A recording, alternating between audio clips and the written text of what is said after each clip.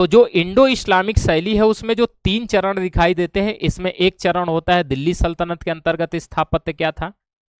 फिर दिखाई देता है कि जो क्षेत्रीय शक्तियां थी उनके अंतर्गत स्थापत्य का विकास कैसे होता है। फिर आ जाता है मुगलों का, मुगलों के काल में स्थापत्य कैसे हुआ। और मुगलों के काल में आप स्पेशली शाहजहां के काल में जाओगे तो स्थापत्य कला का बड़ा विधिवत विकास होता है। जैसे आप देखोगे उसके काल को गोल्डन पीरियड बोला जाता है आर्किटेक्चर्स का, क्योंकि उसने ताजमहल जैसी चीजों को बनवाया जो यूनेस्को की विश्व विरासत शामिल में होने वाली पहली आप भारत की इमारत आपको दिखेगी।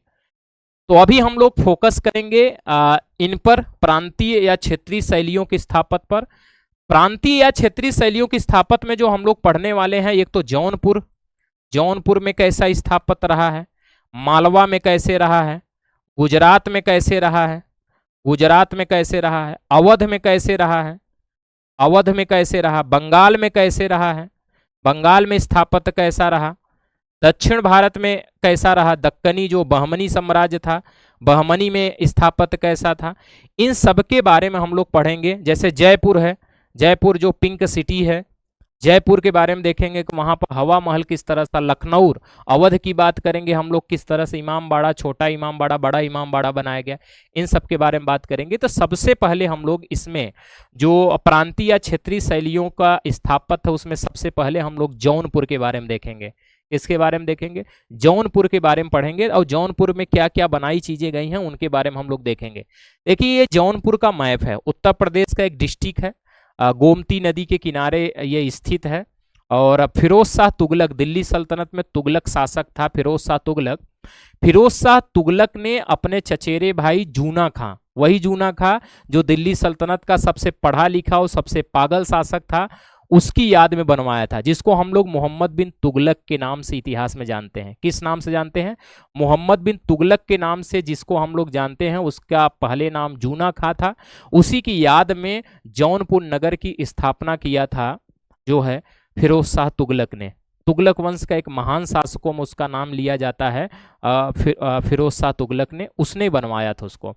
तो गयासुद्दीन तुगलक, तुगलक वंश के संस्थापक थे, उनका बेटा था मोहम्मद बिन तुगलक, और एक चचेरा भाई उसके बाद आ जाते हैं फिरोज शाह तुगलक। तो फिरोज शाह तुगलक ने इस नगर को बसाया था गोमती नदी के किनारे। अब ये आपको पूरा दिखाई देगा। इसके बगल में अगर आप देखोगे तो यहाँ प्रतापगढ़ आपको दिखाई देगा, सुल्तानपुर दिखाई देगा, आजमगढ़ इसके पड़ोसी जो जिले आपको दिखाई देंगे, इलाहाबाद अपना है यहाँ पर, रविदास नगर भदोही आपको थोड़ा से दिखाई देगा, और वाराणसी और गाजीपुर। तो इसका मतलब है कि आपको 3, 6, 7 जिलों से ये घिरा हुआ है हमारे यहाँ।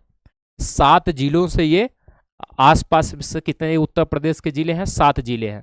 तो हम लोग जौनपुर के स्थापत्य के बारे में देखेंगे कि क्या हुआ, कैसे हुआ, इनके बारे में हम लोग थोड़ा समझते हैं। मैंने आपको बताया कि जौनपुर नगर का जो निर्माण किया गया, बहुत ध्यान रखिएगा, जौनपुर नगर का जो निर्माण किया गया, जौनपुर नगर का जो निर्माण किया गया उसके बारे में थोड़ा सा देखते हैं। तो हम लोग ऐसे जौनपुर नगर की बात कर लेते हैं। जौनपुर नगर की स्थापना कब हुई? पहला पॉइंट ध्यान रखना, अगर आपसे पूछ लेता है जौनपुर नगर की स्थापना कब की गई थी, कब की गई थी, तो आप बताना कि 1359-60 में, 1359-60 में जौनपुर नगर की स्थापना की गई थी। और इसके संस्थापक कौन रहे, यानी इस नगर को बसाने वाला व्यक्ति कौन था? तो इसका संस्थापक था फिरोज शाह तुगलक। कौन बनाया? फिरोज शाह तुगलक। फिरोज शाह तुगलक बनवाया था, तुगलक बनवाया था। किसकी याद में बनवाया, अगर क्वेश्चन आपसे पूछा जाए तो किसकी याद में बनवाया था? आप बताना, चचेरे भाई मोहम्मद बिन तुगलक, और मोहम्मद बिन तुगलक का नाम क्या है? जौना खां, इसीलिए जौनपुर इसका नाम पड़ा है, जौना खां, जौना खां, जौना खां की याद में इसको बनवाया, की याद में इसको बनवाया है। ये किस नदी के तट पर है? तो याद रखिए भाई, ये किस नदी के तट पर है, तो आपसे पूछा जाए तो आप बताना कि ये गोमती नदी के तट पर है। किस नदी के तट पर है? गोमती नदी के तट पर इसको बसाया गया। हालांकि जब ये जौनपुर नगर बसाया गया था, ये जो है तुगलक के अधीन है, फिरोज शाह तुगलक के अधीन ये राज्य था। लेकिन आगे चल करके जौनपुर स्वतंत्र हो जाता है, आगे चल करके ये जौनपुर एक स्वतंत्र राज्य के रूप में उभरता है। और जब स्वतंत्र राज्य उत्पन्न होता है तो ये स्थापत्य में क्या क्या बनवाता है उसके बारे में हम लोग बात करते हैं। तो याद रखना स्वतंत्र जो ये जौनपुर राज्य बना, तो स्वतंत्र जौनपुर राज्य का संस्थापक जो था, स्वतंत्र जौनपुर राज्य की स्थापना, स्वतंत्र जौनपुर राज्य की स्थापना जो किया वो जौनपुर के सूबेदार था। पहले तो सूबेदार था ये मुगलों इनके अधीन, दिल्ली सल्तनत के अधीन एक सूबेदार हुआ करता था जौनपुर में, ठीक है। और वही सरदार आगे चल करके जौनपुर नगर की स्थापना कर देता। मलिक हुसैन सरवर, स्थापना कौन किया? मलिक हुसैन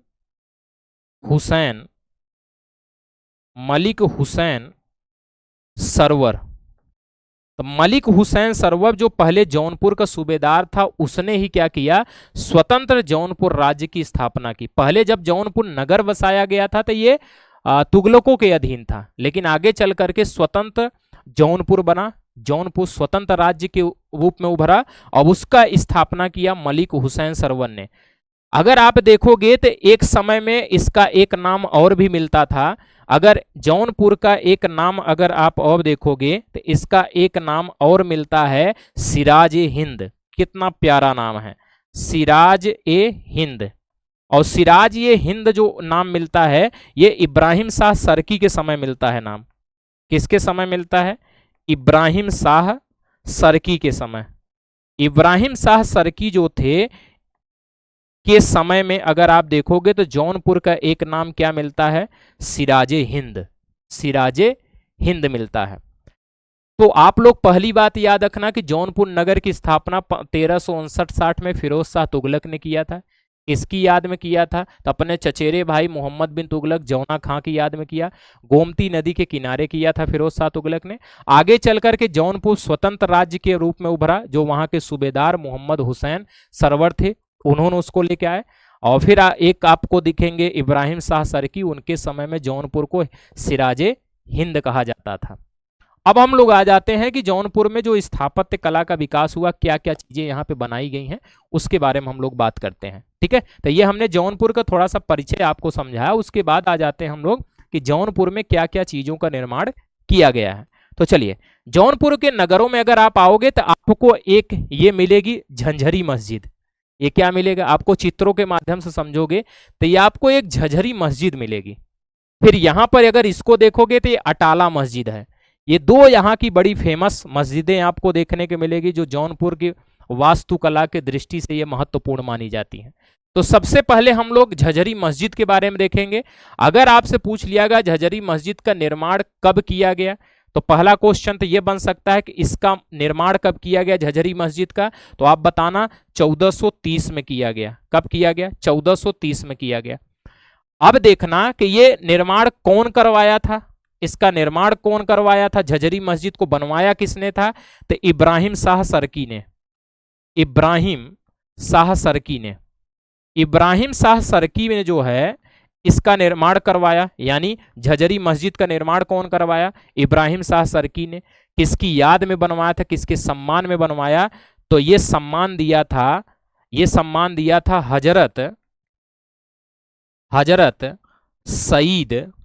हजरत सईद सद्रजहां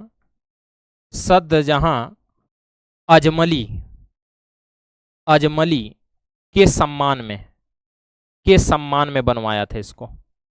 तो ये आपको देखो कितना प्यारा देखने को मिल रहा है, झंझरी मस्जिद कितनी प्यारी आपको देखने को मिल रही है। तो इस झंझरी मस्जिद जो है ये जौनपुर की स्थापत्य की एक महत्वपूर्ण इमारत आपको देखने को मिलेगी।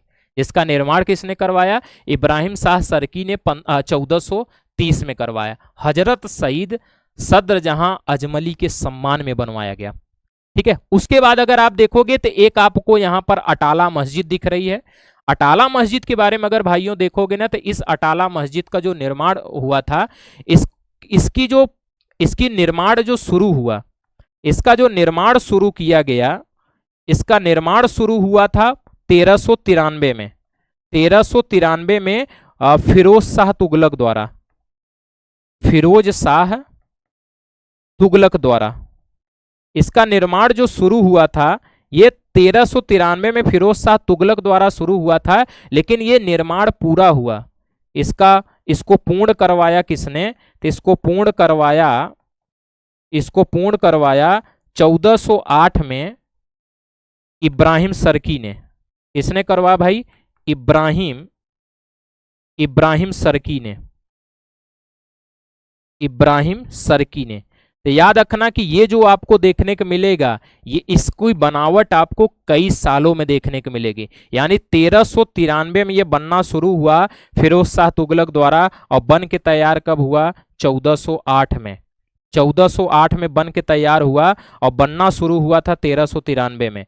बनाने की जो शुरुआत किया हमने आपसे बताया फिरोज तुगलक ने इसको बनाना शुरू किया, लेकिन इसको समाप्त किसने किया, पूर्ण किसने करवाया? तो इब्राहिम सर्की ने। तो ये बहुत ध्यान देना कि जौनपुर की ये दो स्थापत्य बड़े महत्वपूर्ण हैं। एक आपको दिखाई दे रहा है झझरी मस्जिद, जो आपको ऊपर दिखाई दे रहा है, और नीचे वाला जो आपको दिखाई दे रहा है ये अटाला मस्जिद है, जो 1393 में बनना शुरू हुआ, 1408 में बन करके तैयार हो। तो इसका मतलब दो लोगों का योगदान। ये वैसे ही है जैसे आप लोग पढ़े हो ना कुतुब मीनार का निर्माण किसने शुरू किया? कुतुबुद्दीन ऐबक ने। बट पूरा किसने करवाया? उसको पूरा करवाया था इल्तुतमिश ने। वैसे ये है, तो फिरोज शाह तुगलक इसको निर्माण शुरू कराए थे, लेकिन इसको पूर्ण करने का काम किया है इब्राहिम सर्की ने 1408 में। उसके बाद जौनपुर में अगर हम लोग चले तो जौनपुर की एक जामा मस्जिद भी बड़ी फेमस है। जौनपुर की एक जामा मस्जिद बड़ी फेमस है। और इस जामा मस्जिद को अगर हम लोग बात करें, इस जामा मस्जिद के, जौनपुर की इस जामा मस्जिद की हम लोग बात करें, तो इस जामा मस्जिद का, ये जो जामा मस्जिद आपको यहाँ पर दिखेगी, इसका निर्माण जो हुआ, इसका जो निर्माण अगर आप देखोगे तो ये 1470 में हुसैन शाह द्वारा किया गया। हुसैन शाह द्वारा इस जामा मस्जिद का निर्माण यहां पर होता हुआ नजर आता है। तो एक जामा मस्जिद यहां पर हुआ जो 1470 में हुसैन शाह द्वारा किया गया था। ठीक है, हुसैन शाह द्वारा किया गया था। उसके बाद आगे अगर हम लोग देखें, ये देख रहे हो पूरा बढ़िया कितना विधिवत ढंग से बनाया गया है। उसके बाद अगर जौनपुर में देखोगे ना, कुछ स्थापत्य आपको और मिलेंगे। इनके अलावा अगर आप देखोगे तो जौनपुर में आपको एक शाही किला देखने को मिलेगा। जौनपुर में आप जाओगे तो एक आपको क्या मिलेगा? शाही किला मिलेगा। शाही किला को बनवाया किसने? इसका निर्माण फिरोज तुगलक के काल में हुआ। फिरोज तुगलक के काल में हुआ। फिरोज तुगलक के काल में आपको यह दिखाई देगा। फिर अगर आप यहां पे जाओगे तो एक आपको लाल दरवाजा मंदिर मिलेगी। लाल दरवाजा मंदिर आपको मिलेगी। और लाल दरवाजा मंदिर के बारे में याद रखना कि दो चीजें पूछा जाएगा। पहला यह पूछा जाएगा कि लाल दरवाजा मंदिर का निर्माण कब किया गया, तो आप बताना कि सर इसका निर्माण 1450 में किया गया। महमूद शाह की पत्नी थी बीबी रजा द्वारा। कौन करवाया था? तो इसका जो कौन करवाया, तो याद रखना महमूद शाह की पत्नी थी